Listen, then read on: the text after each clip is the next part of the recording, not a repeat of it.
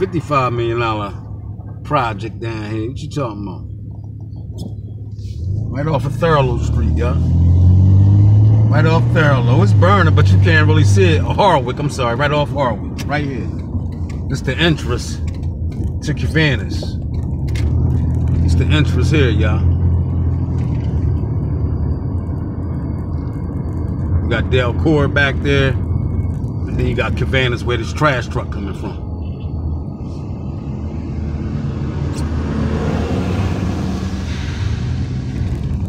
Understand me? Going to the left is Covanta's. Going to the right is Delcourt. That's where that money been made at, y'all. That the residents ain't saying. No. There's no refund on y'all tax dollar. There's more trash trucks. See it Philly wide right here. Just pulled in. Like I said, y'all heard all the cat, and I'm glad we rolled down here because y'all seen the hypocrisy of these Philly trucks riding in and out. Philly come down here, dump their trash. Motherfuckers from all over the world, y'all. But these motherfuckers be capping like we going get Covanta's up, man. Oh man, them niggas get in that position, y'all. It's business as usual. But like I said, Chester got flipped back red, y'all. I'm telling y'all gotta put y'all feelings to the side, y'all. Stop listening to these niggas about that screaming at Donald Trump racist shit. Don't stop that, y'all. Cause I explained and exposed the hypocrisy of the different cults and clubs these niggas are engaged in that was all created by fucking Hitler's racist men in the past. God damn it. You know what I mean? And like I said, all them niggas that's out there capping is of the devil. That's part of these other goddamn sororities and groups and shit, y'all. Come on, y'all. They the only motherfuckers that's out here capping for the Democratic Party, man. It's them Divine Nine House niggas. It's the motherfucking free fake ass Masons. And it's the Eastern Stars, y'all. And the Elk motherfuckers, y'all. They the only niggas that's out here capping for the Democratic Party, y'all. I'm telling y'all, that shit started back in, as y'all can see, I did the research on that shit, y'all. Pull the shit up, watch the videos, y'all. See who their leaders are, y'all, in these organizations. See who's the co-founders of these shit, who's the founders of these shit. But they're trying to flip the narrative and say, oh, we don't follow that. We follow this. Get the fuck out of here. It's all the same. Y'all got the same symbols and all that fuck shit. Nigga, miss me with the fuck shit. Go tell that to the migrants that just crossed the border a couple days ago that don't know English, goddammit. I ain't buying it. Goddammit. Fuck that. Miss me with that bullshit. Nigga, y'all part of a cult, nigga. Y'all take fucking rituals and secret societies, nigga. What the Most High say about that on this good Sabbath day, nigga? Miss me with that shit, cornball. Cornball ass niggas. Real fake house niggas.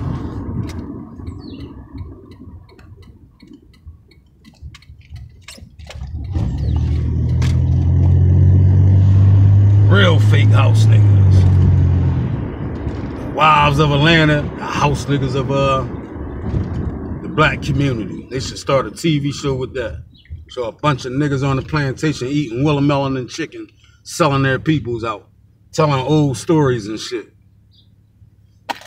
Right, everybody else is not, right? That's essentially what was happening here, okay? And people see the pattern. So with that being said, for as much as the liberal media and the Democrats want to cry constitutional crisis, the problem is that there's no constitutional crisis here. Judges can't be arrested, and in this case, even CNN, their legal attorneys, they're admitting that, yeah, this is a crime, right? Technically, this is a crime if you take out all the politics. Because, of course, this all means that the political battleground state of Wisconsin is now the backdrop for this highly unusual and aggressive legal action against this judge from the Trump administration. Of course, the Trump administration, led by a president who has been free to express his feelings, hostility towards the judiciary. If you're a homeowner seeing this, then it's likely you're one of the few remaining that haven't signed up for electric. To express his feelings, hostility towards the judiciary. Radical left judges, radical left lunatic judges. He's a nasty judge. Extreme far left judges. Being here. Caitlin Pollins, I want to start with you on our latest reporting around this, because this, of course, a very sensitive area for state and local officials. Once you become a judge, you can't put your politicans feelings into cases. You understand me? You gotta put that shit to the side. You was swore in to protect and serve, goddammit, not to protect and lie, goddammit. Their interactions with the federal government, of course, always highly scrutinized as a general matter. Clearly, this judge is in a difficult position now. What do we know about what her plans are to try to fight back against this, and what the administration's next moves are? Well, they have a case, and that case is going to go on in court. She hasn't entered a pleading yet. She was released after appearance. But one of the things that I think should really be highlighted here is the case against the judge, it's unusual, but it's not unprecedented. There has been a case like this. Before y'all jump out the window for the left lunatics, y'all better think about y'all kids, think about your family, think about your goddamn future. Is it worth it, you understand me, to break the laws, goddamn it? Where was all this at when they were sneaking the migrants here, the illegal migrants, flying them in here, y'all? First class. Where was all these judges at then saying, hold Biden, you can't do that. You gotta do it the right way. Where was they at? Fuck out of here, man. Y'all pick and choose y'all bullshit, man. Y'all pick and choose y'all foolishness, man. There has been a case like this before in 2019 during the first Trump administration, charging a judge in Massachusetts who was accused of something very similar, trying to usher someone out of that courtroom as ICE officials were waiting for that defendant. In that case, that ended up being resolved. Those charges were dropped in the Biden administration against that judge in Massachusetts, but she ended up cutting a deal. So it was a legitimate case there as well. We don't know how this will go for Judge Dugan, but the thing I really want to highlight here is how this was done today. The Attorney General wants to make an example of this, and boy, are they, Casey. I mean, it's not just the Attorney General, Tom Homan, coming out and saying, doesn't matter who you are, we'll go after you, we'll charge you criminally with obstruction. They apprehended this judge on courthouse grounds at 8:30. It's going to be crazy. I'm glad y'all hearing this, because when they start raiding them churches, where y'all got them in them basements, y'all gonna be charged too. Them pastors, them woke pastors that got them illegal migrants in the basement of them churches, y'all gonna be charged too. This morning, and then held her in a holding facility at the federal courthouse until her initial appearance, which happened mid-morning in Milwaukee on these federal charges.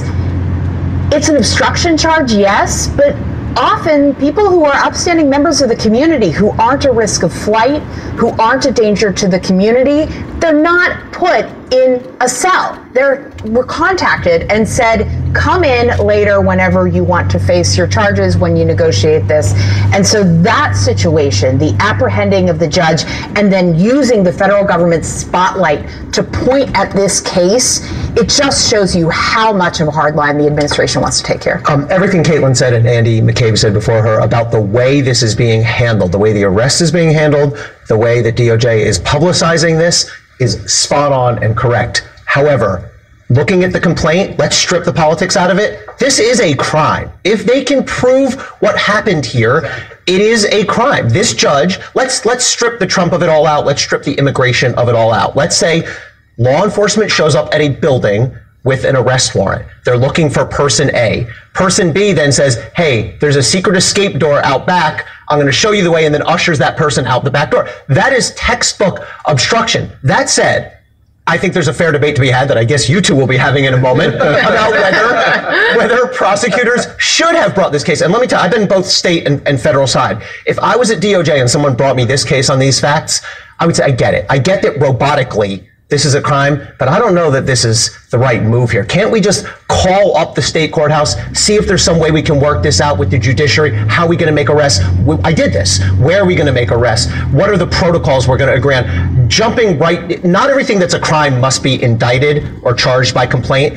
And so I think this is a crime on paper, but there's a very fair debate about whether it should have been charged. Right. Well, prosecutors make choices, right? Exactly. An allocation of resources. But David Urban, you have been looking like you want to jump in on this, so please, your floor is yours. Wait for McCabe. I was waiting since McCabe was talking. Oh my God. Listen, I hear these people chanting no justice, no peace. Let's not forget, this person, Mr. Ruiz, committed 2 crimes. He entered the United States illegally. Well, I don't know about the second crime. He's in court there today for domestic violence charge, okay? So it's not like he's there because he's, he's an upstanding citizen. Somebody brought charges against the guy to show up in court for allegedly domestic, hitting somebody in some circumstance. So 2 strikes against the guy to begin with. The judge in this case knows what's going on, sees the ICE officials in the back. To Ellie's point, makes the conscious decision: I'm going to break the law. I'm going to break the law. And let me just make it clear: this president was elected overwhelmingly to seal the border and close down immigration loopholes. We had a poll recently, Harry put out, 60% of Americans today want to deport every one of the 11 million plus illegal aliens. They want to deport them. So for Trump, for the Trump administration politically, winner, winner, chicken dinner, every time you get somebody in this case, this judge, there's that, remember when the Colombian president had did the plane shuffle, and then Trump put out the tweet with the face and the FAFO? Same tweet here today. I totally agree with Ellie. This indictment is strong on its face. They have numerous witnesses. They have a lot of facts that will support this prosecution. But to quote David, yeah, this is a messaging day. And the message here is treating this judge like she just committed some sort of a violent crime, which she didn't, and publicly humiliating her. That is the message to the rest of local judges, local sheriffs, local officials who may feel uncomfortable. Let's go take a look at our vehicle, the city vehicle. The city brought this. It's the vehicle the mayor be riding around in.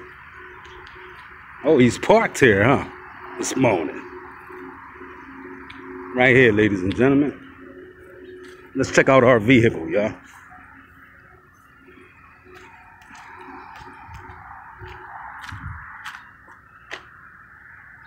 It's our vehicle right here, y'all. The city paid for this. You understand me?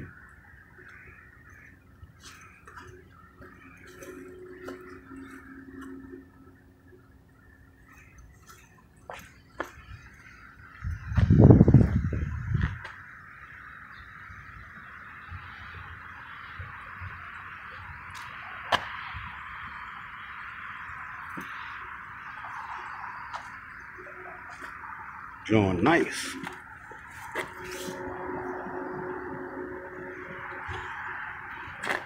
Drexel Newman Academy.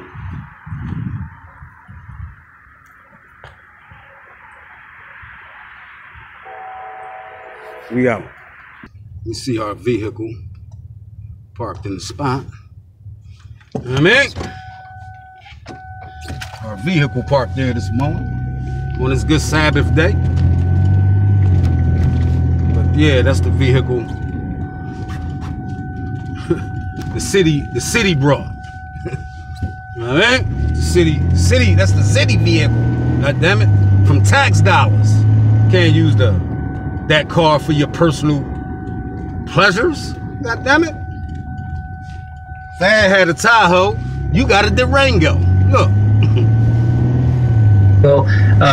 Uncomfortable now being on the pointy edge of the government's immigration efforts. This is an effort at intimidation. There's a clear message being sent by the administration here today. I'm just not so sure it's a good one. Yeah, well, I mean, look, the Justice Department thinks they have a really good position here. Pam Bondi was on television today boasting about this arrest and using language that prosecutors don't tend to use, especially in the pre-indictment phase, not saying allegedly, saying that it happened. And look, I think a lot depends on if the facts are true, as alleged by the FBI agent in the court papers today.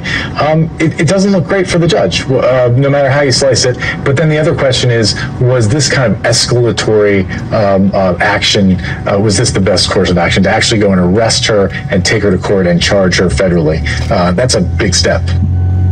Trump is now in his first month in office, and we want to know how you think he's doing as president. You guys know how I think he's doing, but Democrats and other critics say that he is going too far too fast, and they are criticizing him, they're criticizing Elon Musk and others. Now we want to know what the American people think, so we can throw it right back in their face. So vote in the Newsmax poll about president. The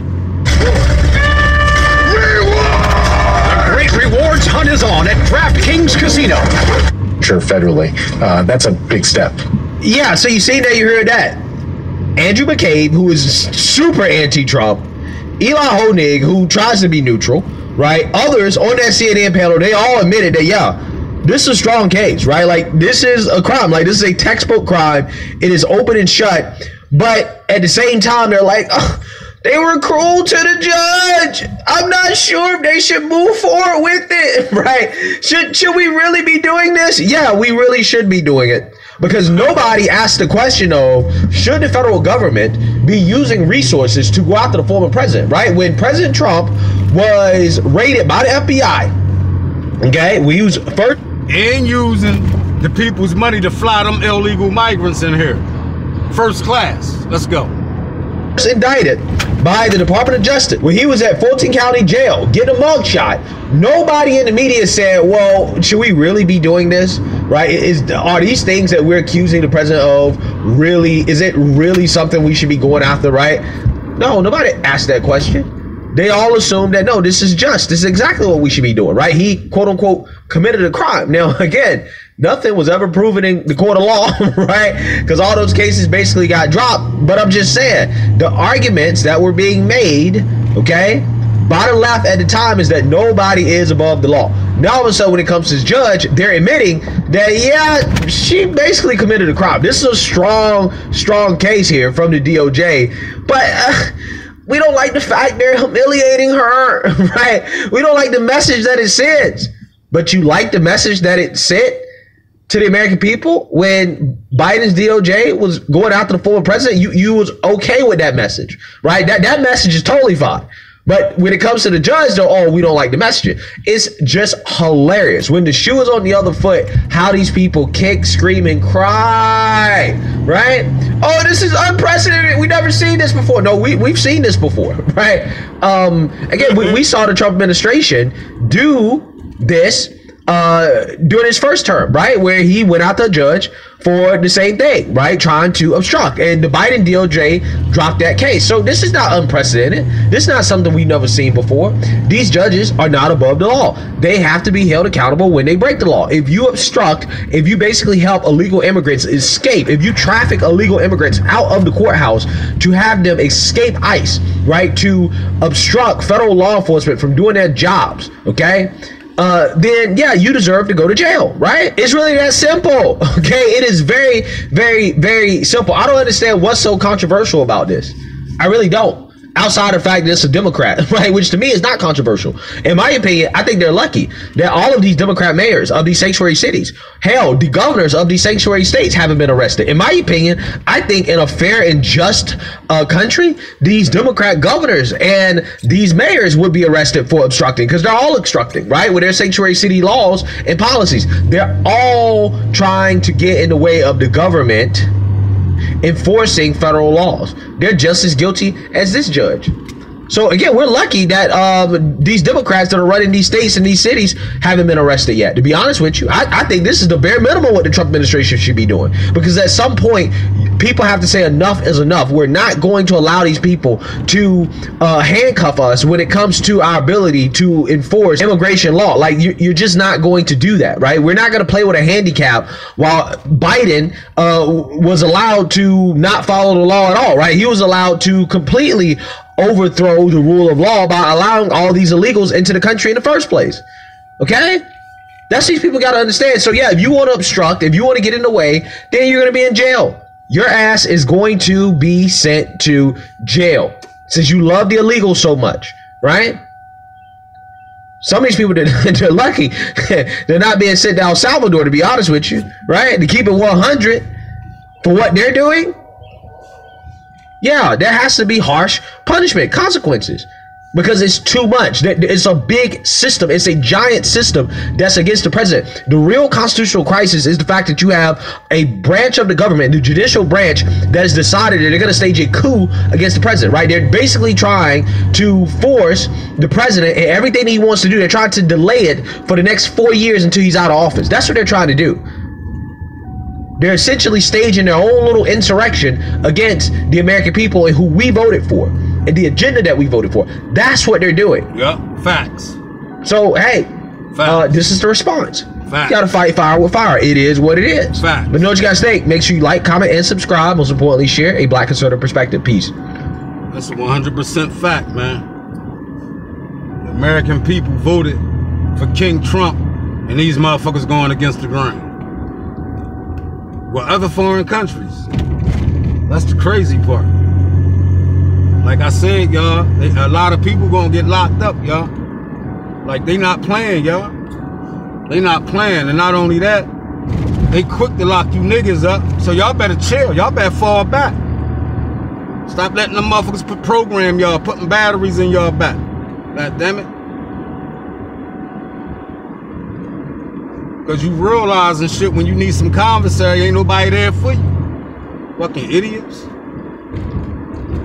Doing anything they can do to sabotage. That's crazy, man. But they just exposed their self, though, y'all. That's all they did. Bunch of heathens. How much could you save by switching your car insurance to Allstate? Expose their self. For some crumbs on the plate.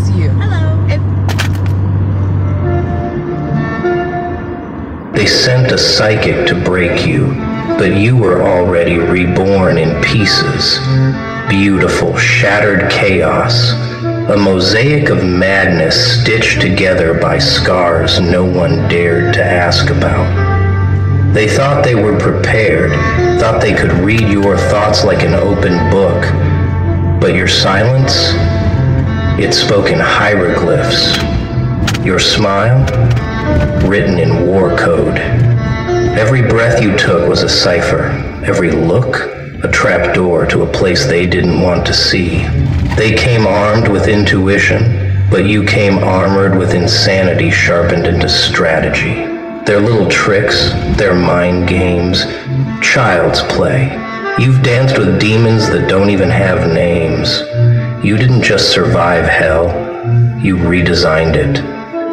They thought they were stepping into your mind, but baby, your mind was a labyrinth, and you burned the exit years ago. There's no way out now, only deeper into the parts of you no one can map. Your trauma isn't a tale to be told, it's a frequency, a signal only the damned can detect, and guess what? They weren't invited to that frequency. That's why their psychic failed. She couldn't decode a soul written in pain, baptized in betrayal, and fluent in silence. She came to read you, but you made her feel read. Vulnerable, human. You are not a poem. You are the glitch between verses, the pause between heartbeats, the static in the message that never got through. You are what happens when pain becomes pattern, and the pattern becomes prophecy. This isn't about healing. This isn't a bedtime story with a happy ending and a moral spoon fed to the sheep. No. This is war. Psychological warfare dressed in riddles. This is chess played in a burning asylum. This is therapy, where the therapist needs the straitjacket. And you're the reason they locked the door from both sides. The question isn't, why did they send a psychic? The real question is, why didn't she see it coming? Your silence screamed in frequencies only the broken could hear, not the ones who chase closure, not the ones who beg for explanations. But the ones like you, the ones who learned that stillness is a weapon, you spoke without speaking, and it terrified them. Because silence doesn't just sit in the air, it echoes, it vibrates, it infects. They wanted noise, something to grab onto, something to twist, but you gave them nothing, and nothing